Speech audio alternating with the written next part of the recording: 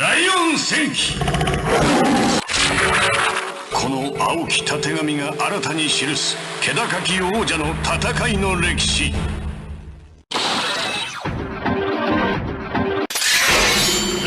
抜刀。ライオン戦記。Hello YouTube, this is Charlie426, and today we have the review of the SHF Kamen Rider Blades from Kamen Rider Saber. So he is the secondary rider of the series. His main elements, as you can tell by the color, is based on water.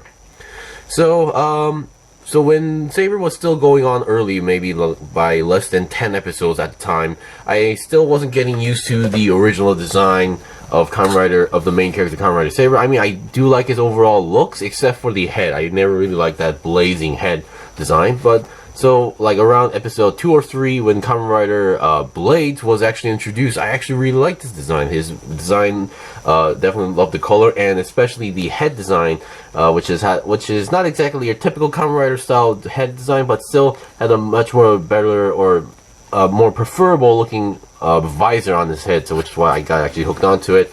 And he's actually his design basically looked more balanced compared to the Saber because of that extra dragon shoulder on the shoulder. Sometimes it bugged me, but now I got used to it, so it's no big deal at this point. But still, yeah.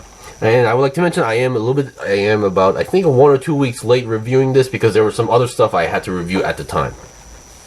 Alright, so now let's get on to the review right away. I would like to mention this is a retail figure, so no need to worry about for those who are having trouble getting pre-owned Bandai. This is a regular release as well, and it seems like it's actually gotten a good amount of production because I can already see a lot of people reselling this or still seeing shops selling the figure itself.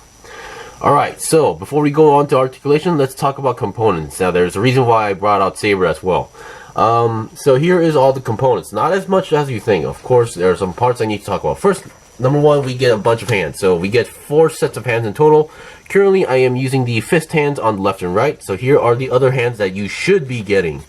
Once again, like Saber, we have to separate the hands and then detach the handguard and reattach it to the other hand that you are trying to use. So usually for those who just got into the figure collecting this hobby in this line, I would like to mention that now up to Kamen Rider 01, the hands, you don't need to do this.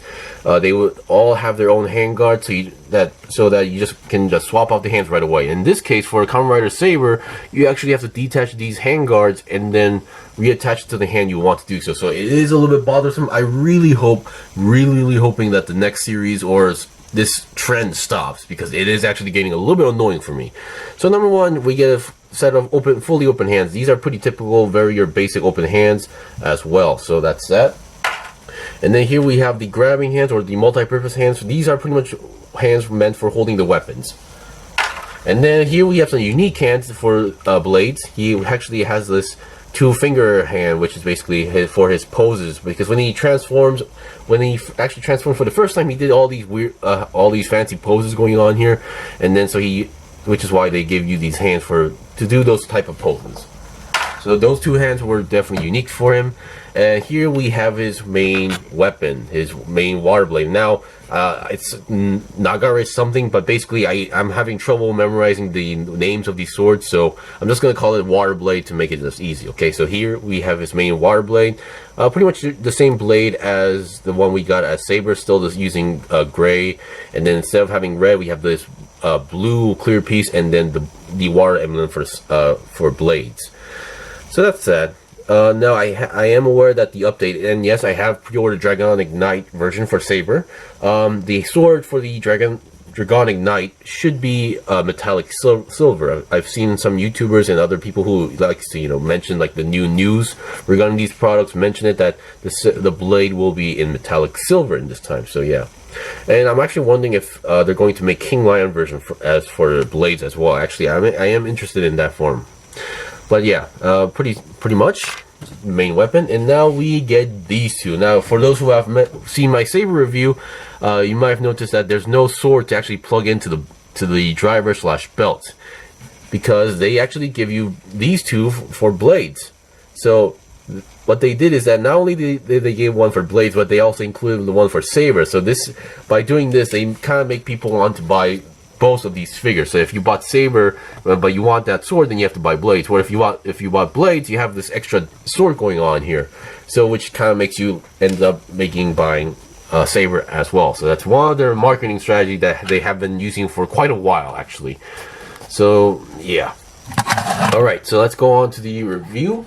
Now, I'd like to mention for those who are wondering, what are these swords for? I mean, why are they so short? So these are, as I mentioned, are for the belts. So in the series, when they transform, or the driver / belt is going to be in this format. Oops, sorry about that. So the belt is going to be in this format. So they carry around the belt entirely beltless, this. And then when they transform, they basically insert the books and then pull out the sword. And when they pull out, it's going to be in this size. So basically in the series and the show, this small length sword was never actually seen. It's never mentioned, never seen. So yeah. So it's not actually a real thing in the series. But this is pretty much meant for the figures. Alright, so that's that. Let's go on to the review. So I guess since I do have Saber, I guess we could do a simple comparison. Now the form factor is pretty much the same. They have the same basis of the skeleton as far as I can tell. Of course the color is different. Obviously the design is very different, but you can definitely tell the dragon is on the shoulder because his Wonder Right book is actually on the main right side, while Blades is actually on the middle, and Espada is going to be on the main left, which I am starting to get a little bit interest. Alright, so that's that. So let's see what we got for articulation. So, once again, I do really love the head design of Blades. Now, for those who are typing in or searching for this figure, make sure you actually type in BLADES, because if you just type in Blade, that's actually an entirely different rider from an entirely different series. So that's that. Of course, like some places actually now just use the term Blaze, as in BLAZE, to make the search more easier. But that would depend on your country and your seller. So just keep that in mind. Alright, so let's start with the head. Definitely loving the head. We have the nice horn, just pretty much the same as Saber. Not as sharp as you think, but still be careful. You can always poke yourself. Now the head can go down that much. That's actually a lot that I thought, but yeah. And then up that much as well. And then 360, I don't think, well, you are technically able to do it, but keep in mind there's a human inside, so I don't think a human can go 360 unless they're like a mutated owl person. Now I am having trouble with the focus, despite having all focus on. Alright, so that's that. So now let's get the main top body before the shoulders as well. So the shoulders, I mean for the main body first. So the main body, we have a nice ab crunch going on here. Of course, I think the bottom and top section is now moving together, but still we have a nice ab crunch going on there, and then we can do a side to side movement. That's actually a lot and kind of a smooth joint than I expected, because Saber was overall like stiff in all places. Now keep in mind that's not a bad thing, but just compare it to that, I'm actually kind of surprised. Alright, now the lion head, it doesn't move at all. It's not detachable, so don't try to force it. Now the shoulders. Now the shoulders, these are pretty much your typical shoulders that you see from typical rider figures. So the shoulder armor is now attached to the arm. Unlike Saber's, his dragon head was actually attached to the main body, which actually does cause some troubles, but still, that's that. So you still have some movement here, and you can go about 90 degrees to the side for the arms, like that. And then 360 twist is possible, and you can technically you can push it back in and then pull it out for extra movement. So we have a nice forward and backward movement going on here, but although it's kind of still on the stiff side. 360 twist, as you saw, is possible. It's also available on the lower arm, and then we also have a nice bend going on here. And your hands are your typical SHF style hands, where the ball joint is technically on the arm and there's nothing on the hand, unlike Gunpla where the ball joint is on the hand. Alright, so now let's get the back. So here we have the backs. Now, well, we've seen these materials before, and yeah, now thanks for these parts being on the middle, there's nothing bothering them, because sometimes if you have a cape here, that could sometimes bother or hinder the movement, but in this case you won't have any problems. And these are kind of one of those rubbery materials, so you don't need to worry about them breaking as well. And I don't think they can be they're not detachable as far as I can tell, unless I do something really strange. Yeah. Now for the belt. So once again, here we have the belt, the driver with the blade on. So that's that. Nothing too special. Now these just plug in. They don't actually just click click into something, they just plug in and they're just there. Of course, pulling them out might require some force, but not as much as you think. So that's that. And here we have the Wonder Ride book. Once again, no details, yada yada, and no closed up version. But of course, I recently found out that Espada actually comes with a closed up version. So, And just want to mention a few things. Number one, we have once again, this one plugs into the middle, and there's one on the main right, like how Saber entered his book as well. But once again, which begs the question why there is no third hole on the main left, because Espada's Wonder Ride book has to plug into the main left, and there's no hole here. So unless that belt is going to be an entirely new mold, or if they're going to do the really bad way of, like, you can see the peg is on this side, but they attach the peg onto the other side and then just use the middle hole. I really hope that's not the case, because I'm not sure if I guess I should show you guys at this point. So if you have the Saber's Wonder Ride book, you can always plug it out. What you can do is you can plug it in first, like in the series, you can plug that in, and then you can plug the second one in there, and bam, you have a double ride book here. And if only there's a third hole, then you can attach 3 books. That would be really cool. And I'm actually hoping, or just a small hope, since they're releasing Kamen Rider Build Ninja comic form, they will release this triple ride book forms for Blades, Espada, and Saber. I would love to see that, because I really love their henshin music going on when they do that. And let me just get rid of the rider book for now. Alright, so that's that.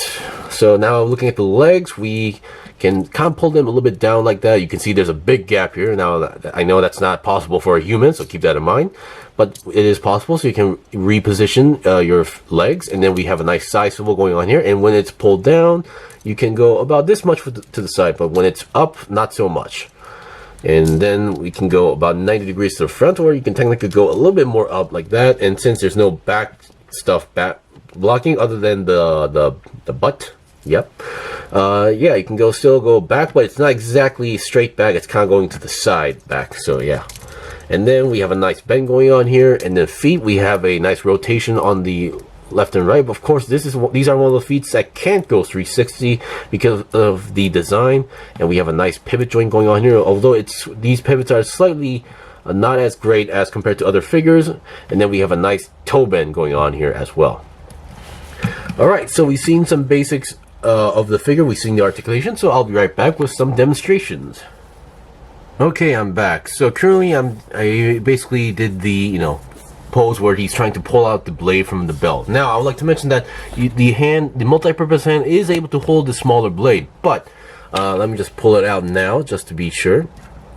As you can see, it is able to actually hold the blade with pretty much ease, but depending on the pose or position, you might need to be careful, because when you can actually compare the smaller blade to the actual larger blade, now you should know that it's actually a literal smaller scale version going on here. So you can see it's much more smaller, and actually, yeah, everything is much more smaller here. So I would like to warn people, for those just in case, is that the larger one that actually works as a weapon, there's a good amount of gap here, so you don't need to worry about that. But in this case, as you just saw, it is able to hold it, but the gap here is not as much as you think. So if you're not careful, you might accidentally break off this fin part of the blade. So just be careful about that, and you should be good. And other than that, for the blade, you can just plug it into the hand and you're good to go. Now, once again, I always thought the handle for the blade might be a little bit too fat for the multi-purpose hand, but in this case, I think there's no big problem in this one, because they might have actually fixed that issue with the hand or with the handle. But still, I'm having less trouble with Blades compared to Saber, because I remember having a little bit trouble with the sword not holding on to the hand too well for Saber. But this one, I think I'm having a little bit much more easier time compared to him. And yeah, you can hold the blade with no problem as well. And that's pretty much it. When it comes to action poses, it's really up to you. You can do all sorts of poses that you saw in the show. Of course, regarding that, or try to do some poses that were in the promo pictures, might require some in-action base because of the way how you balance the legs. And that's pretty much it for the review. So this is here we have the second rider of the series in terms of SHF. Now, I believe the next rider that should be coming out or releasing is either Espada or Caliber. And once again, I have pre-ordered Caliber as well, and I'm pretty excited to review him as well. Now for this figure, it's a pretty, it's not as expensive as you think. Of course, it does, that extra blade here does kind of, you know, pump up the price, but it shouldn't be that much. So if you're interested in the figure, or if you're a big fan of this character, I definitely recommend it. Anyway, thank you for watching the review. This was the review of the SHF Kamen Rider Blades. If you guys got any questions or requests, leave them comment below. I still have more stuff to buy and build and make reviews out, so please stay tuned. Until then, see you guys next time.